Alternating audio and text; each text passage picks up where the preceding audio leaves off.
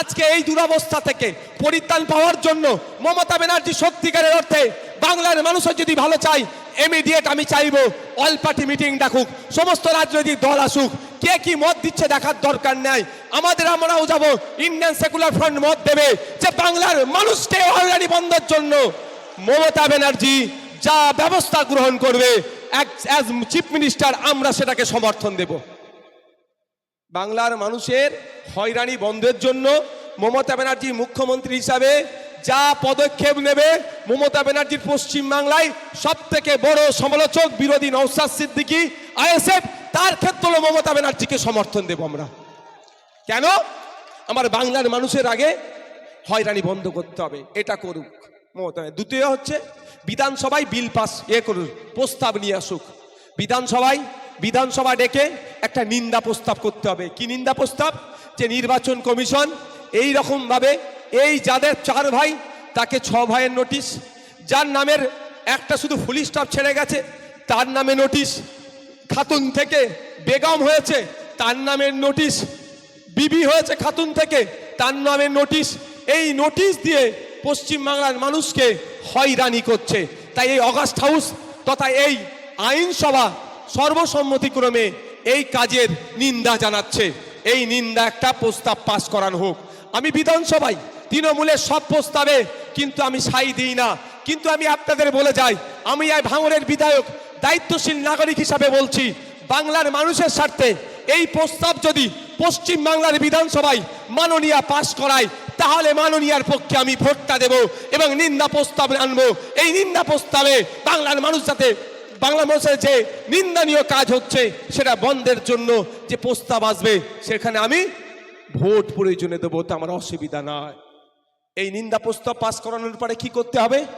সঙ্গে সঙ্গে নির্বাচন কমিশনের কাছে কপিটা পাঠিয়ে দিতে হবে। পশ্চিম বাংলার বিধানসভা তথা পশ্চিম বাংলার মানুষ এই হয়রানির বিরোধিতা করেছে, এই হয়রানির নিন্দা জানিয়েছে, অবিলম্বে আপনাকে এই হয়রানি বন্ধ করতে হবে। এইটা হবে।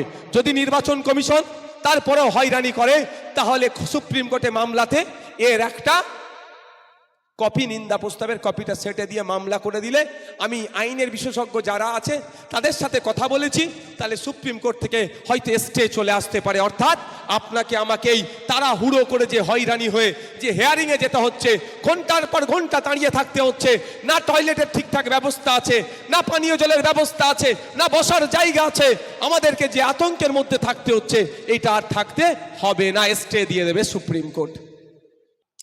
এর থেকে এখন পরিত্রাণ পাবেন কিভাবে? এর থেকে পরিত্রাণ পেতে হবে তো সহজ রাস্তা দুটো আছে, সহজ রাস্তার কথা বলছি। এই অসুবিধা হচ্ছে নাকি?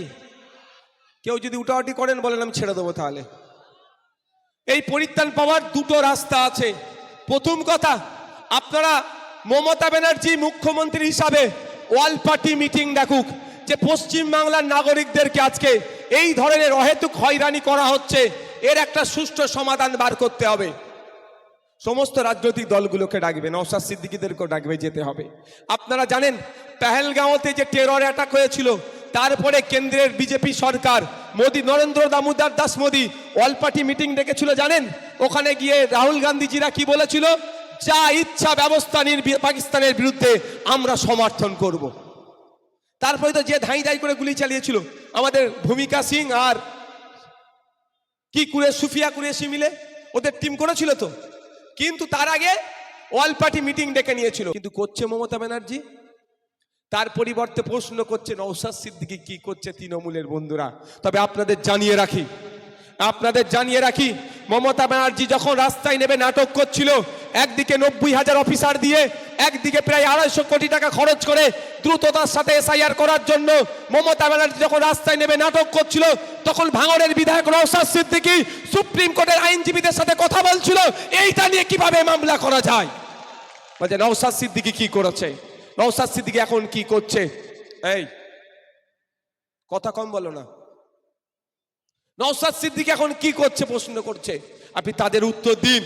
যে এখন পর্যন্ত সুপ্রিম কোর্টে এসআইআর নিয়ে এই অনৈতিক পন্থা অবলম্বন করে এসআইআর নামে যে কাণ্ড কারখানা চালাচ্ছে, এটা বন্ধের জন্য, এটাকে আটকানোর জন্য, এটাকে রেকটিফাই করার জন্য এখন পর্যন্ত 4টে মামলা সুপ্রিম কোর্টে হয়ে আছে। সেই 4জন মামলাকারীর মধ্যে নওশাদ সিদ্দিকী একজন আছে।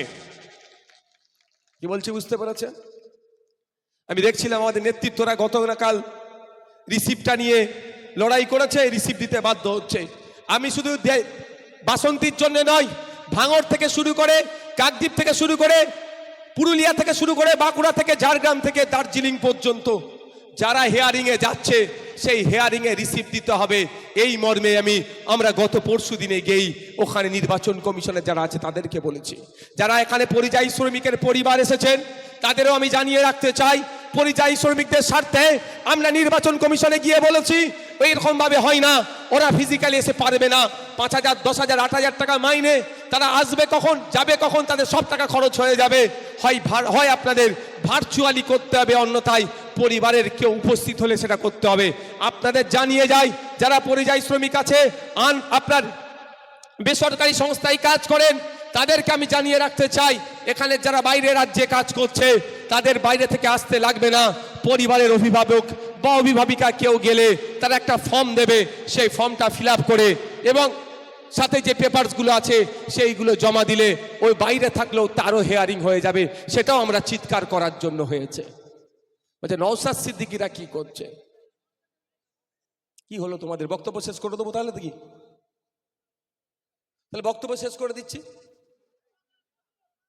বয়স্ক লোকেরা, যারা গর্ভবতী মা, অসুস্থ মা, বার্ধক্যে উপনীত হয়েছে, তাদেরকেও যে প্রোগ্রাম করতে হচ্ছিল, নোটিশে হেয়ারিং করতে হচ্ছিল। এই নওশাদ সিদ্দিকীরা কি করেছে যারা বলছে তার খোঁজ নিয়ে দেখুন।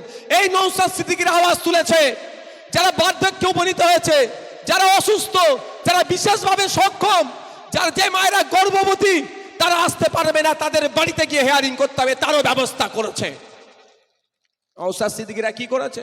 ওই নাটক করে ক্যাকাছিচি করেনি। তবে আপনাদের বলে যাই, আমার প্রচন্ড সন্দেহ হচ্ছে এই মমতা ব্যানার্জি আপনাদের ডুবিয়ে দিতে পারে। আমার প্রচন্ড সন্দেহ হচ্ছে, কারণ ওয়াকাফ আইন মানবো না, আমি থাকতে ওয়াকাফ আইন বাবলুকে হতে দেব না, আমি থাকতে ওয়াকাফ সম্পত্তিতে হাত দেবো না। যে ভদ্র মহিলা বলেছিলেন, যে রাজ্যের মুখ্যমন্ত্রী বলেছিলেন, সেই মুখ্যমন্ত্রী কিন্তু রাতারাতি ওয়াকাফ আইনকে মেনে নিয়েছিল। তাই এদের মুখ্যমন্ত্রীর ভাইপো তথা ডায়মন্ড হারবারের এমপি অভিষেক ব্যানার্জি বলেছিলেন এসআইআর নিয়ে গন্ডগোল হলে লাখ লাখ লোক নিয়ে গিয়ে এসআইআর অফিস ঘিরাও করে বসে থাকবো, এই নির্বাচন কমিশন ঘিরাও করে বসে থাকবো। কজন গিয়ে ঘিরাও করেছে ভাই? গিয়েছে? তাই আপনাদের বলবো, এদের পাল্লায় যদি পড়ে যান বিপদ হয়ে যাবে, বিপদ হয়ে যাবে। এটা কিন্তু এদের পাল্লায় পড়বেন না। ওয়াকাফটা যেমন আটকে দেবো, আটকে দেবো, আমি আছি, আমি আছি, আমি আছি, তোমার কিচ্ছু হবে না, হাতছাড়া হয়েছে তো। এখন যতটুকু আটকাতে পেরেছে এই নওশাদ সিদ্দিকীদের মতো গুটি কয়েক মানুষের জন্য। তাই বলবো আপনাদের, এদের পাল্লায় পড়বেন না। আপনার এসআইআরও বিজেপি ইলেকশন কমিশনের হাতে তুলে দেবে এরা, আমার সন্দেহ হচ্ছে। কারণ দুর্নীতি, বালি চোর, কয়লা চোর, গরু চোর, চাকরি চোর, মৃত মানুষের চোখ এরা চুরি করে নিচ্ছে। এই চোরগুলো যা চুরি করেছে, এই চুরির হাত থেকে বাঁচার জন্য, এই চুরির হাত থেকে বাঁচার জন্য এই এসআইআরকে বিজেপির হাতে তুলে দিতে পারে। তাই আপনাকে আমাকে সজাগ সতর্ক থাকতে হবে। আমরা মামলা করেছি, সম্ভবত এই সোমবারে আবার আমার উকিলের সাথে আলোচনা হচ্ছে, উনি এটা কোর্টে আবার চাইতে হয় না, ওটাকে মেনশন না কি বলে করতে হবে, কিন্তু এখন তো স্টে আসেনি। তাহলে আপনি এখন কি করবেন? মাথা ঠান্ডা রাখবেন। ডে অনে বলেছি, আজকেও বলেছি, আতঙ্কিত হবেন না। আতঙ্কিত হলে সমস্যার সমাধান হয় না। আতঙ্কিত হবেন না, আপনারা মাথা ঠান্ডা রেখে আপনার যে হিয়ারিংয়ে ডাক পড়েছে এটা মাথায় রাখবেন।